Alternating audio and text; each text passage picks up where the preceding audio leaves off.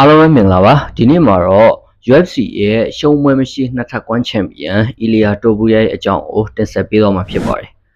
သူ့ကိုလက်ရှိ MMA လောကရဲ့အကောင်းဆုံးဖိုက်တာတွေကတယောက်ဖြစ်သတ်မှတ်ထားပြီးတော့18ပွဲနိုင်ရှုံးပွဲလုံးဝမရှိသေးဘူးဆိုတော့မယုံနိုင်စရာစံချိန်ကိုပိုင်ဆိုင်ထားတဲ့သူပါဂျော်ဂျီယာနဲ့စပိန်နိုင်ငံလုံးကိုဂုဏ်ယူစွာကိုစားပြုထားတဲ့အီလီယာတိုဘူရီယာဟာ UFC သမိုင်းမှာရှုံးပွဲမရှိတဲ့ပထမဦးဆုံးနှစ်ထပ်ကွမ်းချန်ပီယံဖြစ်လာခဲ့ပါပြီ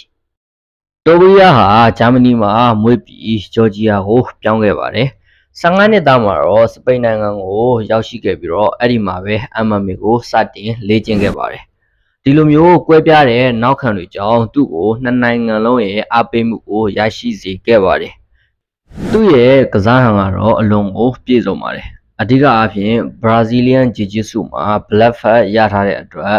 ground game မှာအားသာပါတယ်။ဒါပြင်သူဟာထင်ရှားတဲ့ Mexican boxing style ကိုအတူယူပြီး striking ကိုလည်းအထူးတလဲလေ့ကျင့်ထားတဲ့ကစားသမားတစ်ယောက်ဖြစ်ပါတယ်။ဒါကြောင့်မို့ပွဲတိုင်းမှာ striking နဲ့ submission ကိုပါကျွမ်းကျင်စွာအသုံးပြုနိုင်တာကိုကျွန်တော်တို့တွေ့ရပါလိမ့်မယ်။ UFC ထဲမှာသူ့ရဲ့ခီးက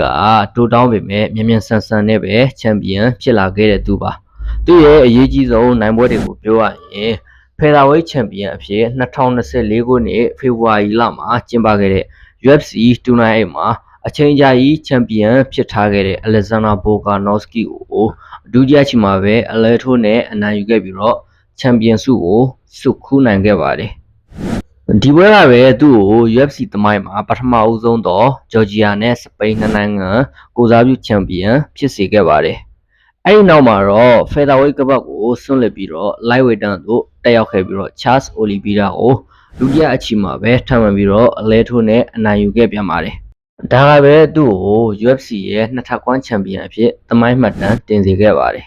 ။တိုဘူရီယာဟာပွဲတိုင်းမှာသူ့ရဲ့ယုံကြည်မှုနဲ့ပြင်းထန်တဲ့စွမ်းဆောင်ရည်ကိုပြသနိုင်ခဲ့ပါတယ်။သူ့ရဲ့ပွဲများစုဟာပရိသတ်တွေကိုစိတ်လှုပ်ရှားစေခဲ့တဲ့အလဲထိုးကေကိုဒါမှမဟုတ်လို့ရှိရင်အချုပ်တွေနဲ့အဆုံးသတ်ခဲ့ပါတယ်။အသက်ငယ်ရွယ်ပြီးရှုံးဝဲမရှိတဲ့ဒီအီလီယာတိုဘူရီယာရဲ့အနာဂတ်ဟာလုံးဝကိုတောက်ပနေသေးဖြစ်ပါတယ်။ UFC မှာသူ့ကိုရှင်ပြိုင်နိုင်မဲ့သူဘယ်သူဖြစ်လာမလဲဆိုတာလုံးဝစောင့်ကြည့်ခြင်းစရာပါ။ခင်ဗျားအနေနဲ့ရောအီလီယာတိုဘူရီယာကို UFC သမိုင်းမှာအကောင်းဆုံးနေတဲ့က